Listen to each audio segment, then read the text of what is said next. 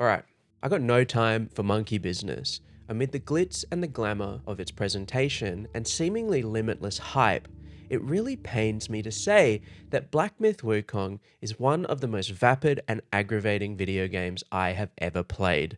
Look, that's a big statement, and I promise I'll get back to it, but first, let's talk about spoilers and a little bit of background. With any game like this, a lot of the draw is in its spectacle, and thus showing anything can be considered a spoiler.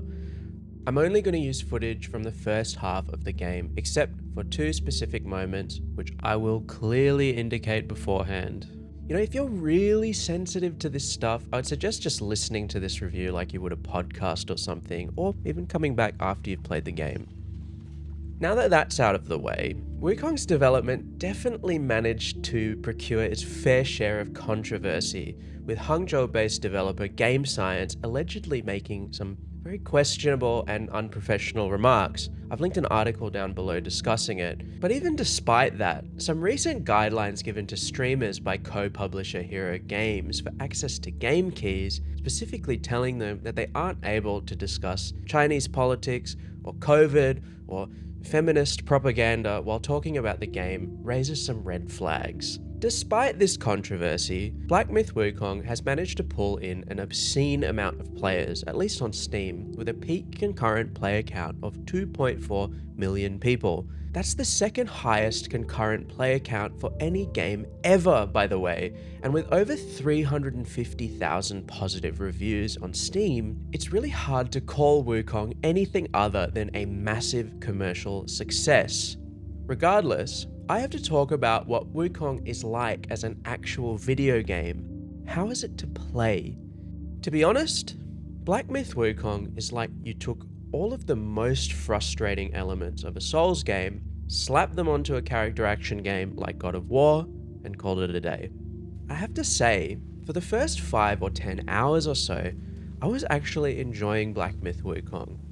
There are parts of the game that at first seem so captivating. The visual design, the boss encounters, its setting, yet as the game drags on, and it really does drag, the cracks begin to show, and even aspects that at first seem so outstanding really start to weigh down the experience. It's a game that frustrated me far more than anything else, and despite a few stellar moments here and there, it coalesces into little more than a mind-numbing waste of time. I'm James Jensen for Reset Button, and this is my review of Black Myth Wukong.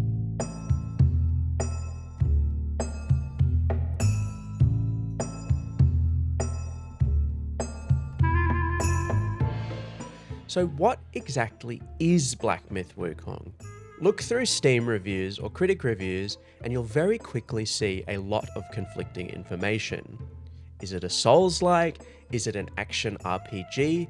A character action game? A spiritual successor to hit 1999 platformer Ape Escape? I think the lines here are a little blurry, so let's pick it apart. Despite the developers saying specifically that it isn't a Souls-like, it's clearly taking aim at the same market. You've got a healing flask with limited uses, and recharging it at a shrine results in all of the enemies in the area respawning. Some of the bosses are also brutally difficult, aping FromSoft's signature challenge, and there are some intentionally frustrating design elements, yet this is where the similarities end. You don't lose anything when you die, and there is very little in the way of build diversity apart from some cosmetic armor sets with minor stat increases. All of your weapons, bar one, have the exact same moveset. It's also rather linear in nature, feeling a lot like Jedi Fallen Order or God of War. It combines elements of both styles of game, and in my opinion comes out all the worse for it. Depending on how you slice it, it's either a boss rush or a confusing and twisting odyssey full of secrets that seldom feel worth the effort to uncover, with a story that is so threadbare that it honestly feels like something was lost in translation. For a game with so many cutscenes, it's really hard to put into words just how vacuous the plot is here. Loosely based on Journey to the West, Sun Wukong perishes in battle in the game's opening, and you, the strong, silent, destined one, are tasked with collecting the Monkey King's relics because Actually, I have no idea. The only myth here is what the hell is going on as you venture through 6 directionless chapters with little in the way of guidance or reason. There are other characters in Black Myth Wukong, and apart from their visual design, each of them is as unmemorable as the last. Almost every interaction you have with them falls completely flat due to their lack of development. The game will try to present you these big emotional climaxes, yet you don't know these characters. It often feels like you're being thrust into other people's stories without any prior context. It really didn't work for me. 算了算了，正事要紧。这只老龟，我倒有几分教训。 In between chapters, however, you get a nice little vignette, often paired with some great music. Each is animated in a different art style, one being stop motion, the others various types of hand-drawn animation, and to be honest, these are a highlight. They have almost no bearing on the actual plot at all, which I actually didn't mind, as I feel like they stand up to scrutiny on their own.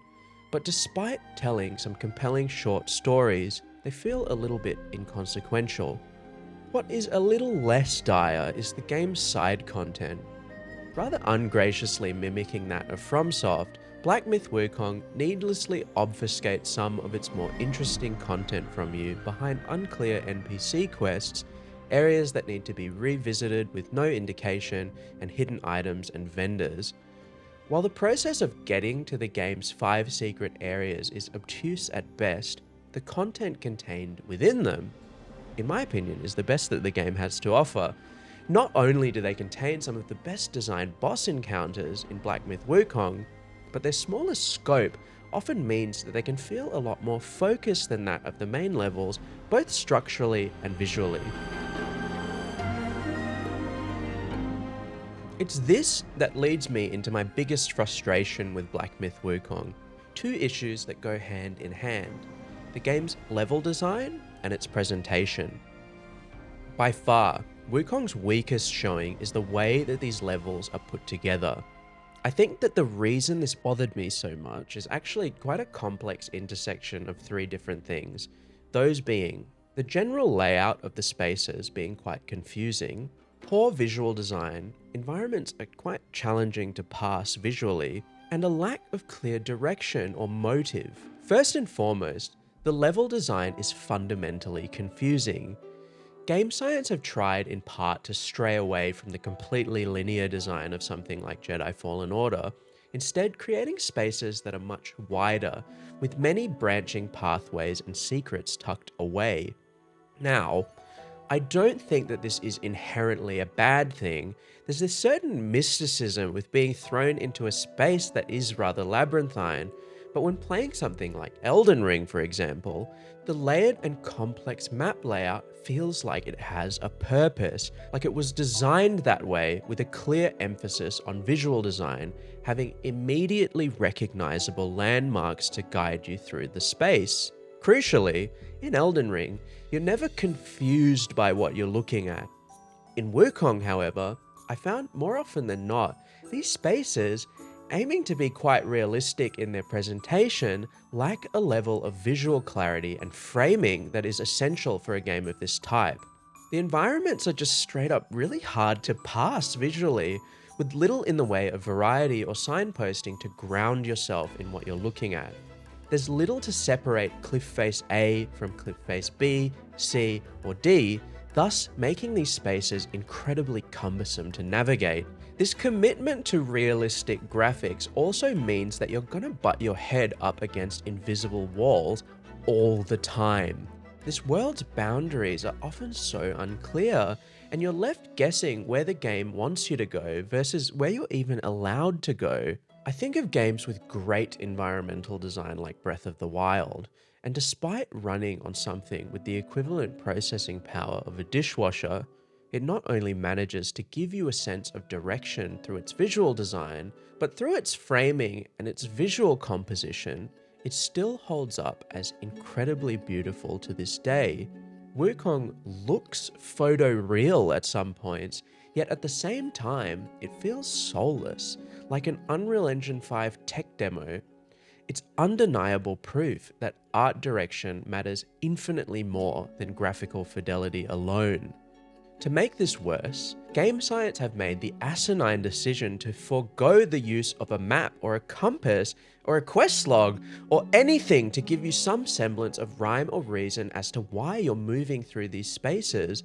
Much of what you'll be doing in Wukong is mindlessly wandering around, praying that you come across something relating to whatever your objective is, and I'll reiterate, most of the time it isn't even clear what that is.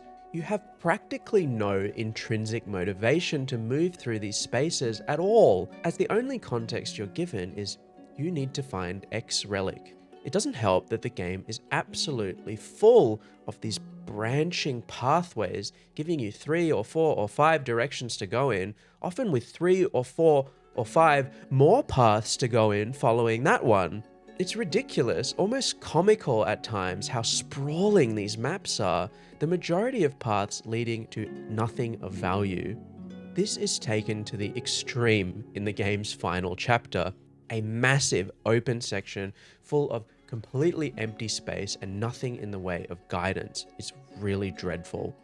Furthermore, the side content is presented in a way that is almost identical to that of the main quest, meaning whenever you're shown a cutscene or are presented with a boss to fight, you're consistently left second guessing whether or not it relates to the actual main plot or is just some optional content that you aren't required to engage with at all. Look, there's a reason that almost every game has some level of guidance for the player, be it a map or a compass, and it's because it fucking works. I'm left scratching my head like a monkey trying to find some reason as to why it was built like this, but I'm somehow more lost than I was when I was wandering through this game's haphazard environments. Black Myth Wukong at a fundamental level feels incredibly meandering and directionless. It lacks clarity, not just in its visual design, but also in its quest structure. These issues are only compounded by the perplexing adoption of Souls-like systems without truly grappling why they work.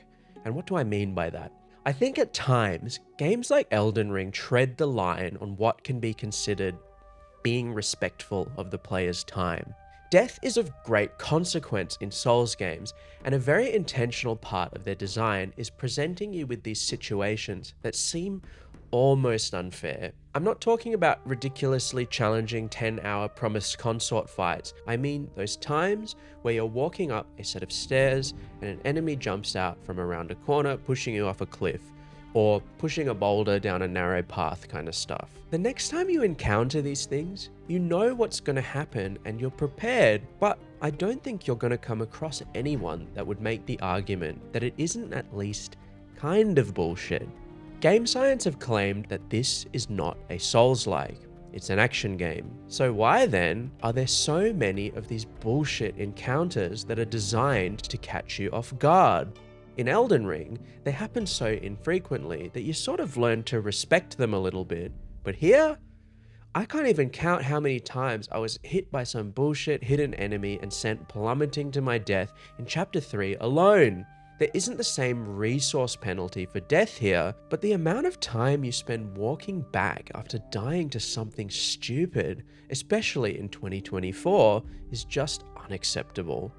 It feels like game science is more interested with wasting your time than providing you meaningful encounters, and let me give you some examples of what I mean by that.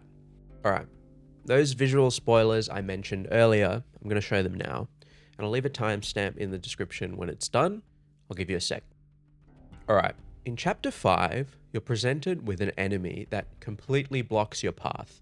It doesn't move at all. It's got 3 attacks, and it's got like 1 billion health. The game seriously expects you to walk up and whack this thing with your stick for like 3 minutes straight. That might be fine if the design was engaging, yet this is like hitting a literal brick wall. As if that wasn't egregious enough on its own, you have to do this 2 more fucking times just to progress through the main quest. And if you wanted to complete the chapter's optional content, you have to do it 4 more times. This is just really poor design, and I can't overstate just how awful this is. That's not even mentioning the fucking ball. That's right, this game has one of those segments where your path is blocked by a massive ball that rolls towards you and one-shots you if you get hit by it. Only, in typical Wukong fashion, it's designed in a way that is so much more frustrating than any of the other times this has been done before. The ball goes back and forth, and your little safe zones have enemies that will knock you back into its path, and worst of all, if you happen to screw up right before the finish line, you got to do the whole thing again. The biggest problem here is that the ball goes so fast and so far, you may not even be aware of your openings, meaning a lot of the time, you're going to have to just stand around waiting for it to pass you. Again, a complete and total lack of respect for your time. And that's broadly what I meant at the start of this review. The game looks at the Souls games. It sees a breadth of frustrating design elements, and monkey see, monkey do. It takes everything that is most vexing about these games without any effort to understand how they might be applied well, completely failing to capture the magic that these systems can create. It really drives me bananas.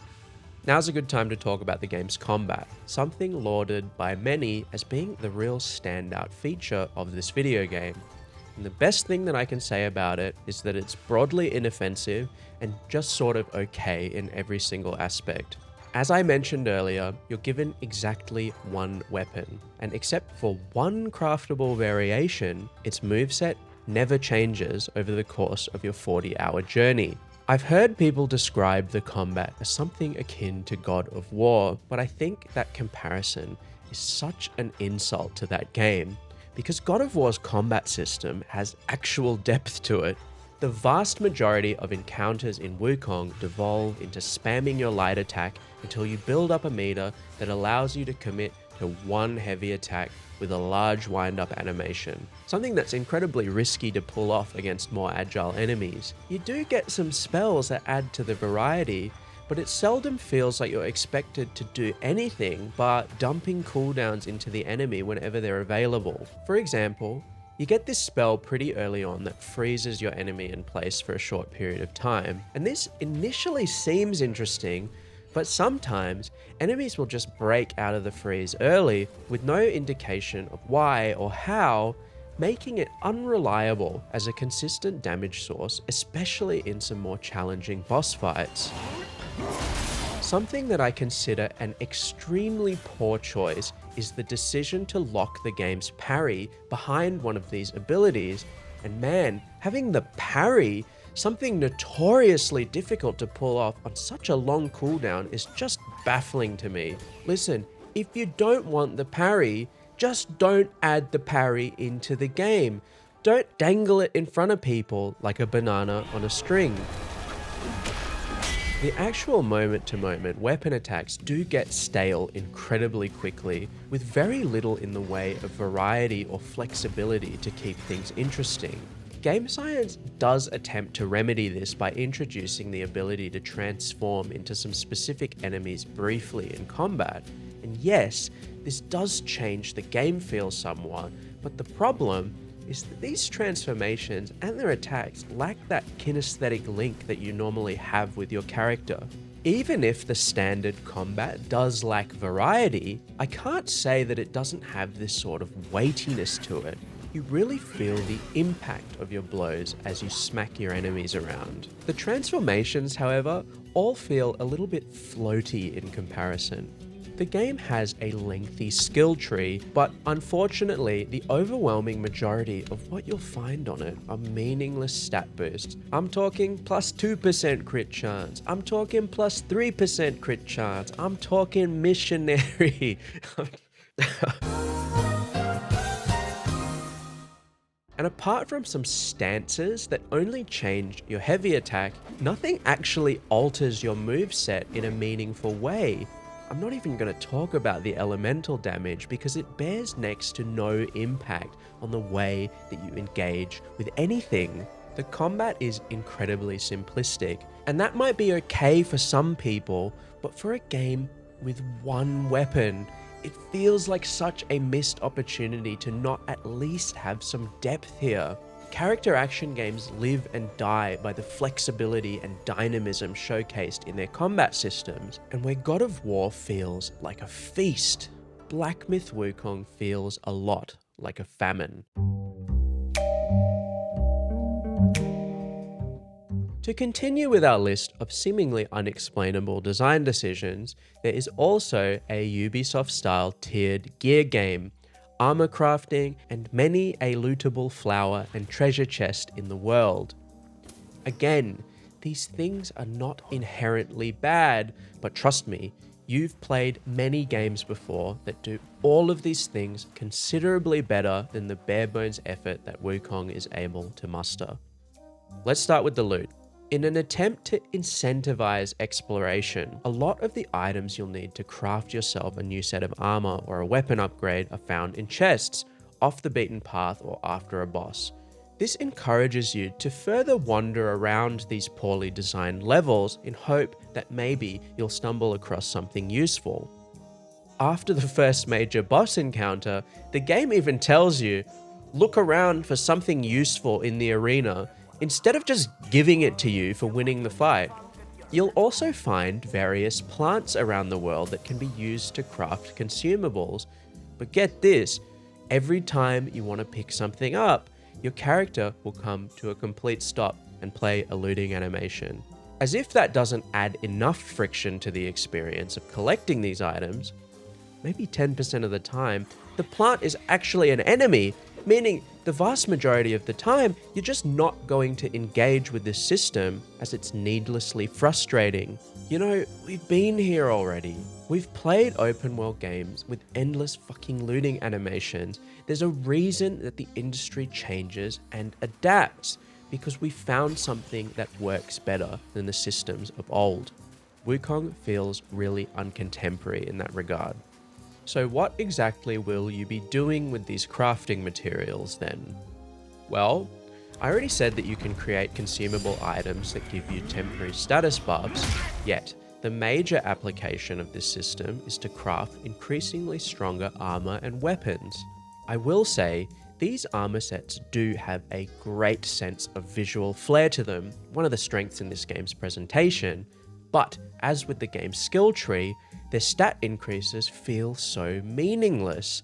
Seriously, one piece of armor might have 5 more defense than your last, but when you have 300 defense, that's what, a 1.6% increase? It's nigh impossible to even understand the impact of plus 2% crit chance on a weapon, let alone feel it. There are also certain set bonuses for these armor pieces, but similarly, they feel rather inconsequential, giving you a slight damage boost when you're standing in water or poisoned or something. This is just another system that is needlessly ripped out of other, better video games without fully grasping its application. It's gear game for the sake of it and has no bearing on how you actually engage with the combat. I would have much preferred Game Science put some effort into fleshing out their skill tree with meaningful additions to the gameplay instead of these half-baked, outdated systems.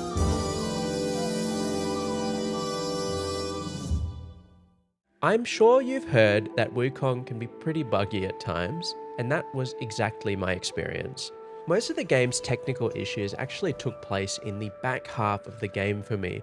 Curiously, in the exact parts of the game that reviewers were told that they weren't allowed to show under embargo restrictions. These ranged from minorly annoying to completely game-breaking, and I'll go over a few of them now. I experienced a lot of visual glitches, especially when it came to foliage. Oftentimes grass would just have this shimmering texture to it, which would only go away after a full restart, similarly requiring a reboot.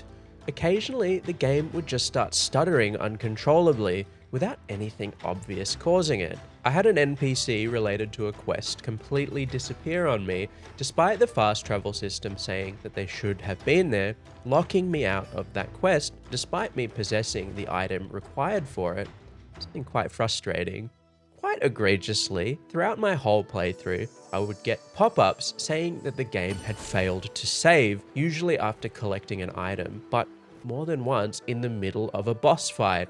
This would seemingly happen randomly. I still don't know what caused this, and as far as I can tell, the pop-up was just wrong, as I never suffered any lost progress due to it. By far the worst, however, was when my game completely locked up in the middle of a boss fight.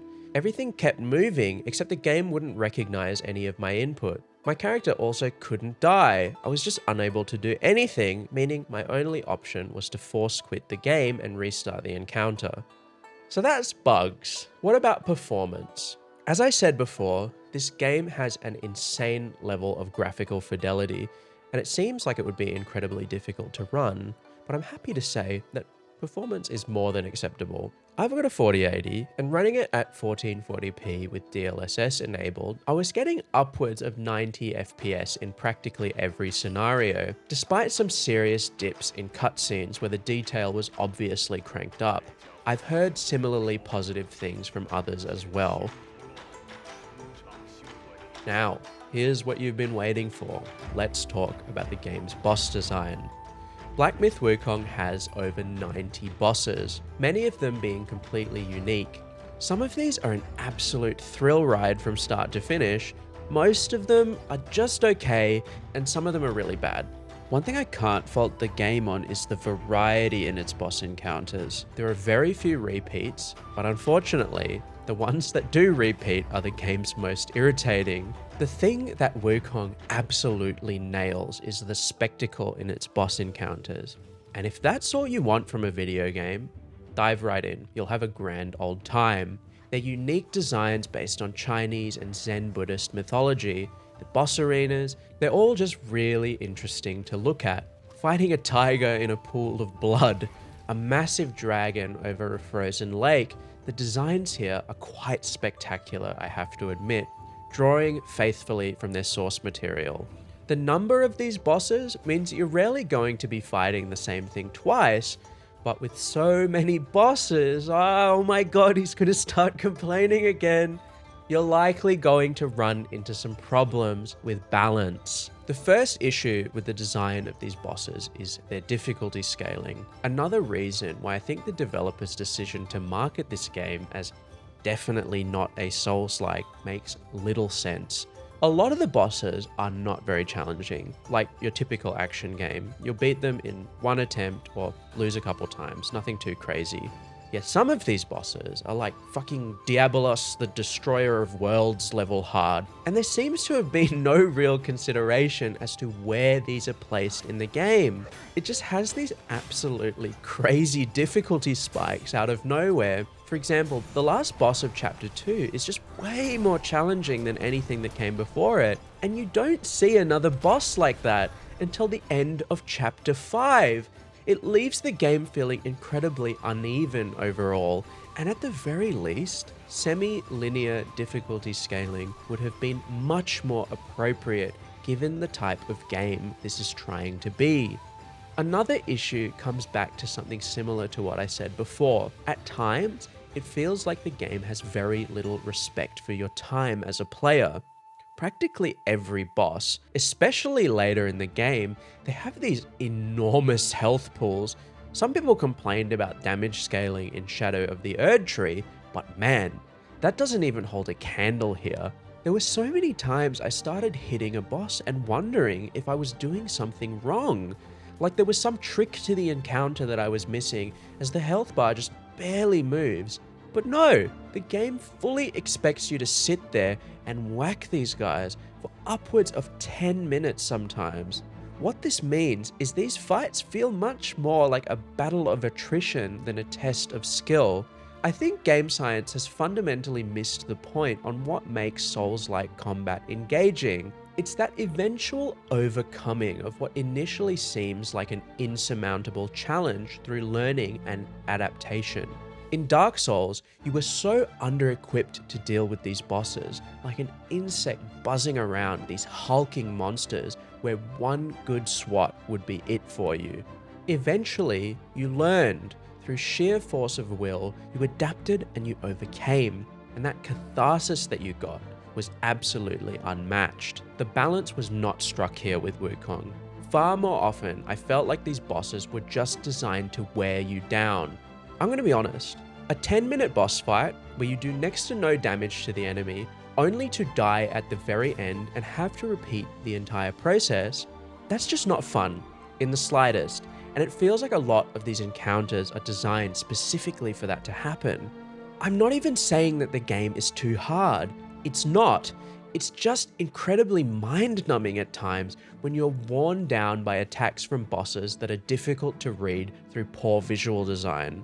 The last issue with the boss design is that some of these encounters are just not very good. They might be visually stunning, but that commitment to varied design actually becomes a double-edged sword at some points. Take this guy, the dragon on the frozen lake. It spends so much of its time in the air, completely out of reach, and when it eventually goes in for an attack, it flies like 100 meters away from you and then stops. You have no reliable gap closer in your kit, and like 80% of this fight involves sprinting towards the boss, only for it to fly away from you again. I think you get the idea. This boss is designed to look cool, it's not designed to be fought with the kit that you have, and more than a few of these enemies fall into that category. So that is Black Myth Wukong. Look, I was enamored by the hype for this game before release. I really wanted this to be great, but as you can tell, I just don't think this game is very good at all. I know I've been relentlessly negative here, and I have to say, man, if you like this game, more power to you. I am happy that you've gotten some value out of it. I am just some guy on the internet. This is just my opinion. Do not worry about what I think. I am obviously in the minority here. Now, the question I was left asking constantly throughout my playthrough was why? Why did Game Science choose to do this in this way? I've thought about it a lot, and still, I'm yet to come up with any good answers. The game is just full of absolutely baffling design decisions, its threadbare story, its confusing cherry-picking of Souls-like systems, and the choice to not have a fucking map of all things. There's a reason that there are design elements that carry over not just across games, but across genres as well. It's because they're tried and tested over many years and they actually work. You have a map in a game because it gives you useful information that actually gives you, as the player, a better experience. Trust me, Wukong has good moments, but it's what lies in between that truly defines this experience for me, and that is mindless button mashing, aimless wandering, and some of the worst level design I have ever seen in a video game. Its combat generally feels fine, but oftentimes lacks the mechanical or systems-based depth that these types of games thrive on.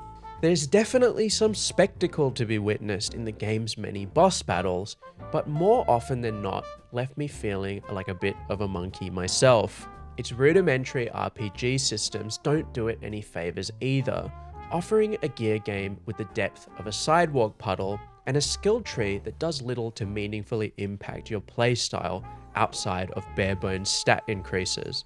Its presentation can be stellar at times, but outside of its spectacular bosses, its environments often lack that artistic eye that truly makes a video game memorable. This and a laundry list of technical problems leave the game feeling incredibly uncontemporary and stale. More often than not, Black Myth Wukong feels like little more than a failed attempt at aping what made other games truly spectacular. Stunning boss design and immaculate presentation, unfortunately, are unable to distract from its cardinal sin. It's just not very fun, and that is a real shame.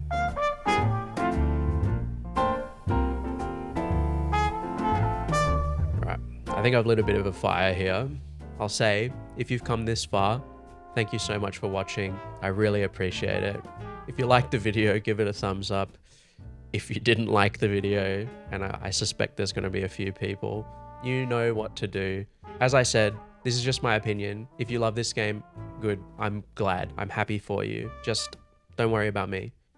Tell me what you think down in the comments, and maybe subscribe to the channel if you feel like it. Thanks so much again. Love you and leave you. Have a great day.